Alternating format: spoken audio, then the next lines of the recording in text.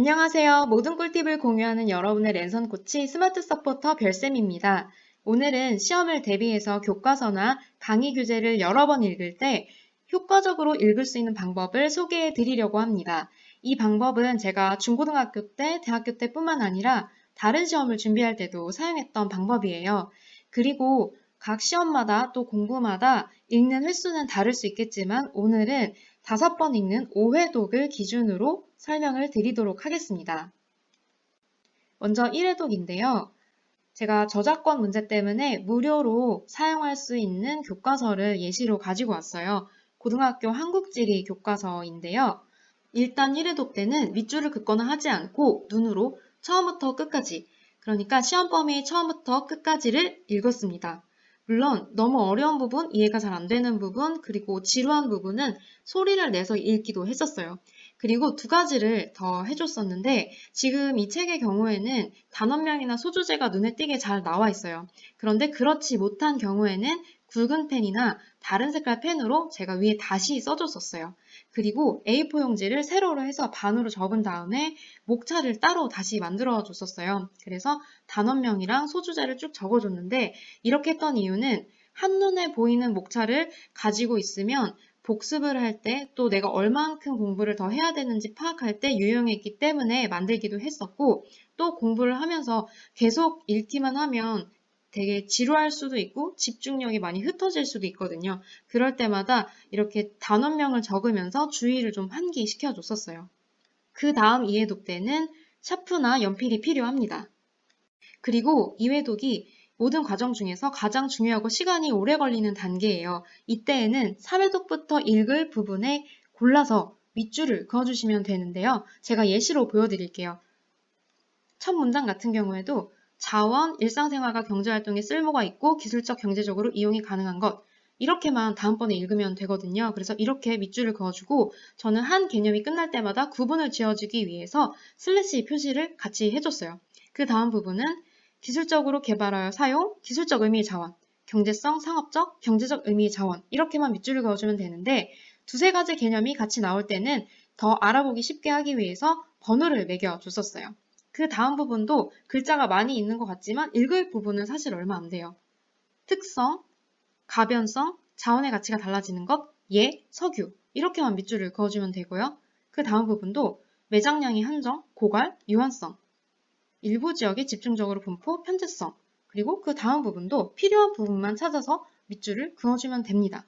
그리고 추가적으로 교과서 여백이나 강의 교재 여백에 그 단락이 어떤 걸 이야기하고 있는지를 간단하게 써줬어요. 이건 제가 다시 책을 볼 때 그 부분을 좀 더 빠르게 찾기 위해서 해줬던 작업이었습니다. 이 방법의 장점이 뭐냐 하면 3회독 때부터 시간을 어마어마하게 아낄 수가 있어요. 한두 페이지는 사실 큰 차이가 나지 않을 수 있지만 시험 전체 범위를 놓고 보면 문장 전체를 계속 읽는 것과 필요한 부분을 골라서 읽는 건 정말 많은 차이를 가져옵니다. 그리고 여러 번 책을 읽을 때 애로사항 중에 하나가 책을 계속 읽으면 내가 지금 이게 잘 이해를 하면서 읽는 건지, 내 머릿속에 이 내용이 들어오고 있는 건지, 이런 것들을 정확히 알기가 어려울 때가 많거든요. 그런데 지금 제가 알려드린 방법은 이제 밑줄을 그으실 때도 이 내용을 내가 밑줄을 그어야 될지 말아야 될지 애매한 것들도 있고요. 또 이 내용을 내가 밑줄을 안 그었을 때 다음번에 이걸 뛰어넘게 되면 이게 괜찮은 걸까? 이런 식으로 계속 생각하고 고민하다 보면 자연스럽게 읽는데 집중하게 되고, 저는 이 방법을 통해서 두 번째 읽을 때 상당히 많은 내용들이 이해가 되고 머릿속에 들어왔고 또 개념 정리가 됐었어요. 그래서 이 방법을 추천드립니다. 3회독 때는 연두색이나 하늘색 같이 약간 애매한 색깔, 너무 진하지 않은 색깔 펜을 준비해 주시면 좋습니다.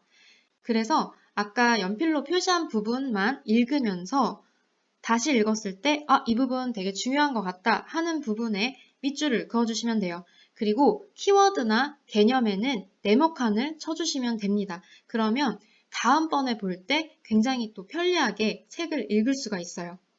그 다음 4회독 때는 3회독 때 사용했던 펜보다는 조금 진한 색깔, 빨간색이나 파란 색깔 펜을 준비해 주시면 좋아요. 그리고 나서 다시 읽었을 때 또 중요한 부분, 선생님이나 교수님께서 강조하신 부분에 밑줄을 그어주시면 되는데요. 만약에 시간이 부족하시다면 3회독과 4회독 과정을 합치셔도 상관없어요. 그 다음 5회독, 마지막 단계인데요. 이때는 드디어 형광펜이 등판을 합니다. 저는 개인적으로 여러 번 책을 읽을 때 고체로 된 형광펜을 사용하는 걸 선호합니다. 왜냐하면 잉크로 된 건 번지기도 쉽고 뒷장에 배겨 나오기 쉽기 때문에 저는 고체로 된 걸 많이 사용했었어요. 그리고 어디에 표시를 했냐 하면 문제를 풀고 틀린 부분, 끝끝내 외워지지 않는 부분에 선별적으로 형광펜을 그어줬는데요. 이제 여기서는 그냥 제가 예시로 경제적 의미의 자원민족주의 이런데 형광펜을 그었는데 이건 여러분들이 공부를 하시면서 필요한 부분에 형광펜을 그으시면 돼요. 여기까지 하면 5회독이 마무리가 되는데요. 제가 추가 팁을 2가지 더 드릴게요. 이건 필수적인 건 아니고 그냥 제가 개인적으로 했던 건데 여기 중간에 보시면 일부 지역에 집중해서 일 한 글자만 윗줄에 가 있고 자원민족주의에서 2글자만 아랫줄에 가 있어요. 저는 이런 경우에 가독성을 높이기 위해서 이 글자들을 수정 테이프로 지우고 제가 손글씨로 이걸 한 줄로 만들어서 써놨어요. 물론 다시 말씀드리지만 이건 필수적인 부분은 아니에요. 그런데 이렇게 했을 때 어떤 게 좋았냐면 시각적으로 이런 것들이 잘 남아서 시험 볼 때 많이 생각이 났었어요. 그래서 저는 이 방법을 계속 꾸준히 사용을 했었고요. 또 가장 마지막 단계, 시험 완전 직전에 공부를 할 때는 앞에서 사용했던 연필이나 펜 모든 색깔을 덮을 수 있는 아주 진한 색깔의 잉크로 된 형광펜을 준비했었어요. 그래서 마지막으로 선생님이나 교수님께서 강조하신 부분 혹은 내가 외워야 되는데 잘 외워지지 않는 부분에 이 형광펜을 과감하게 그어줬고 그 페이지에는 포스트잇이나 라벨지를 따로 붙여서 이제 시험 직전에 볼 수 있는 페이지 표시들을 해놨었어요. 그래서 이 방법도 추천을 드립니다. 오늘은 제가 효과적으로 교과서나 강의 교재를 여러 번 읽을 수 있는 방법에 대해서 이야기를 해드렸는데요. 1회독 때는 그냥 읽되 단원명, 소주제를 진하게 표시하고 목차를 따로 만드는 걸 보여드렸고요. 그리고 2회독 때는 연필로 3회독 때 읽을 부분을 선별적으로 밑줄을 긋는 걸 이야기해드렸습니다. 그 다음 3회독 때는 흐린 펜, 하늘색이나 연두색 같이 애매한 색으로 중요한 부분에 밑줄을 긋고 4회독 때는 진한 펜으로 중요한 부분에 밑줄을 긋는 걸 말씀드렸어요. 그리고 마지막 5회독 때는 문제를 풀고 틀린 곳이나 잘 외워지지 않는 부분, 그리고 이해가 잘 안 되는 부분에 형광펜으로 밑줄을 그어주시면 됩니다.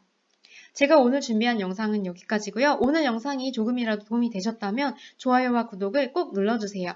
오늘도 시청해주셔서 감사합니다.